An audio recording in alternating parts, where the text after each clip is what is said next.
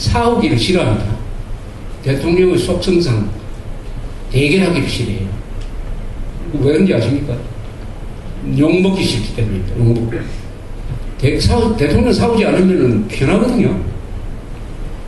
이런 것에다가 또 요새 새로 하나 현상이 정상회담을 참으로 많이 하게 됩니다. 요새 아마 이명박 대통령이 정상회담하는 횟수가 연간 국내에 있는 한 열흘에 한 2, 3일은 외국에 가 있는 꼴이 될 거예요. 정상회담이 많습니다. 정상회담을 하기 시작을 하면은 대통령은 어떻게 되느냐? 주로 오바마도 만나고 푸틴도 만나고 중국의 호금도도 만나고 잘 나가는 사람을 만납니다. 만나면은 그 다음에 국내에 돌아와 보면은 야당 대표라든지 여당 대표라든지 이런 사람들이 굉장히 조물하기처럼 보입니다. 좀 나쁘게 말하면 간이 커져요. 나는 부시하고 같이 나는 오바마하고 같이 노는 사람인데 어떻게 내가 박이태하고 같이 놀겠느냐, 정세균하고 같이 놀겠느냐, 이회청하고 같이 놀겠느냐, 이렇게 됩니다. 사람 심리가.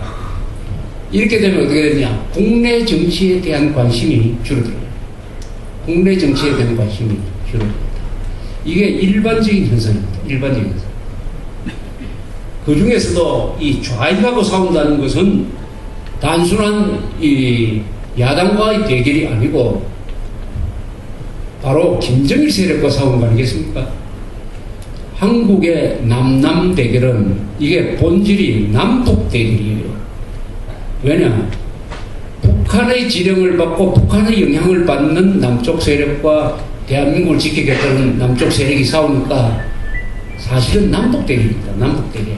그래서 남한의 좌익하고 상대해서 싸운다는 것은 김정일이하고 싸우겠다는 뜻입니다. 그렇게 딱 정신을 차리고 하면 되는데 그러려면은 뭘 걸어야 된다? 근데 하루하루가 즐거운 사람이 자기의 정치적 생명을 걸고 먼저 공격을 하기는 매우 힘듭니다. 그러나 좌익들이 먼저 공격을 하면 더 좋아요. 좌익들이 공격을 하면은 반격을 하면서 그냥 확 쓸어버릴 수가 있어요. 그게 대통령의 또 좋은 자리입니다. 오늘날 대통령은 사실은 누구를 특정 사람을 구체적으로 봐주기가 매우 어려운 자리입니다. 대통령이 구체적으로 뭘 봐주면 반드시 나중에 들통해요. 오히려 밑에 장관이나 국회의원들이 구체적으로 누구를 봐주는 건 넘어가는데 이 대통령이 봐주면은 아는 사람이 굉장히 많아집니다. 우선. 그런데 대통령이 뭘 할 수 있느냐? 아주 나쁜 사람을 그냥 골로 보내는 것은 할 수 있어요. 법대로 하는 것은 할 수 있어요. 그런데 대통령은 누구를 봐주는 것보다는 나쁜 사람을 처벌하는 것은 훨씬 쉽게 할 수 있습니다. 그렇다면 이런 상황에서 이명박 현재 대통령이 하고 있는 이런 것은 도대체 뭐냐? 이런 생각이 듭니다. 그러나 우리가 많은 사람들이 참고 있는 것은 그래도 노무현보다는 나으니까 하는 생각이 하나 있어요. 그래도 김대중보다 나으니까. 그래도 경제도 이 정도로 꾸려가고 있지 않느냐. 그건 사실이죠. 제가 전에 취임 1주년을 맞아서 채점을 해서 제가 여기서 발표를 했어요. 59점이라고. 그 중에서 70점 이상 되는 부분이 세 부분이죠. 경제, 외교, 대북관계. 여기서 70점 이상입니다. 70점 이상. 여기에 대해서는 아마 요새 다른 분들도 다 동의를 해요. 이명박 대통령을 비판하는 중에서도 경제, 외교, 특히 한미 안보 외교, 그리고 대북관계에서 뜯어먹히지 않는다 하는 것은 잘한 겁니다. 이것 때문에 우리가 매정하게 이명박 대통령을 비판하는 것을 좀 아끼고 있다. 이렇게 봅니다.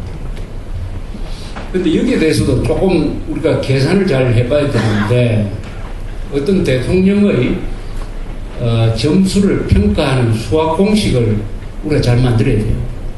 이 한국에서 통용되는 것과 저 남태평양에서 통용되는 건 좀 다를 겁니다.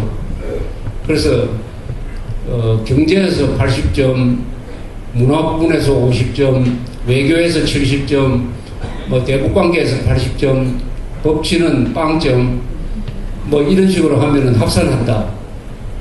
이런 계산법이 아니라 한국은 북한이라는 존재가 있기 때문에 서로 곱해야 된다고 생각합니다. 그러니까 80점 곱하기 70점 곱하기 이렇게 하다가 안보에서 예컨대 법치에서 제로가 되어버리면 어떻게 됩니까?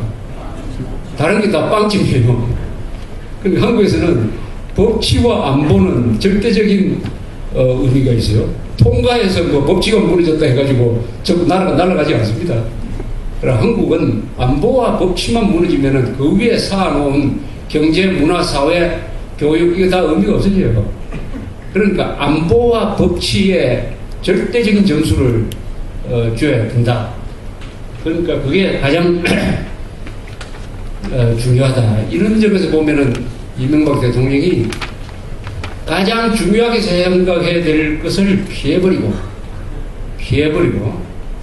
자기가 평소에 열심히 잘한다고 생각하는 분야에 열중하고 있다.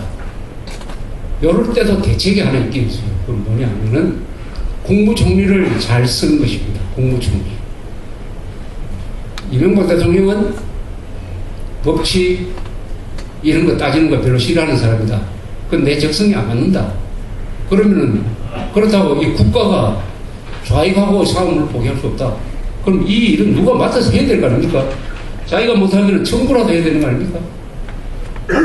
자기가 어떻게 한 인간이 모든 걸 팔방미점 다 할 수 있습니까?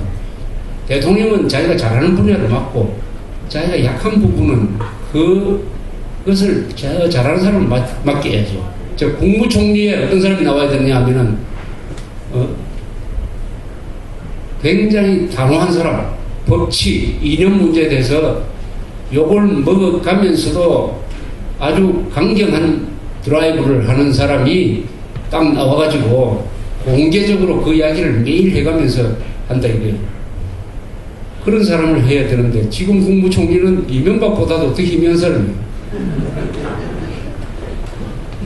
뭐 한성수라는 사람이 무슨 이념 문제나 법치 문제에 대해서 뭐 이야기해 본 걸 들어보신 적이 있습니까?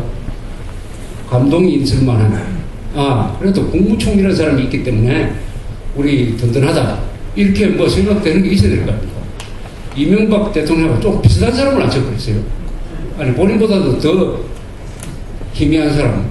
뭐 자꾸 이야기해서 참 내가 그렇습니다만은 전두환 정부 때 훈장받았다고 해가지고 자기가 국무총리 되기 위해서 그것도 좌파 정권 하에서 국무총리 될 때 반납하는 거는 뭐 어느 정도 뭐 이해라도 동경은 할 수 없지만 이해가 된다 하더라도 아니 이명박 정부 하에서 국무총리가 되는데 왜 전두환 정부 때 받은 훈장을 반납을 합니까? 그것을 할 수 있는 인간은 그 보통 인간이 아닙니다. 보통 사람 그렇게 할 수 없잖아요. 일말의 양심이 있으면 용기 이전에 용기까지 바라지 못하지만 양식이 있으면 그런 짓을 못하죠. 근데 그것을 할 수 있는 사람 같으면은 그걸 보고 좌파 세력들이 얼마나 만만하고 그 사람을 경멸하겠습니까? 그러나 총리 인사가 잘못됐어요. 총리를 보완하는 게 두 번째 차선책이 아니겠느냐. 이렇게 생각됩니다. 지금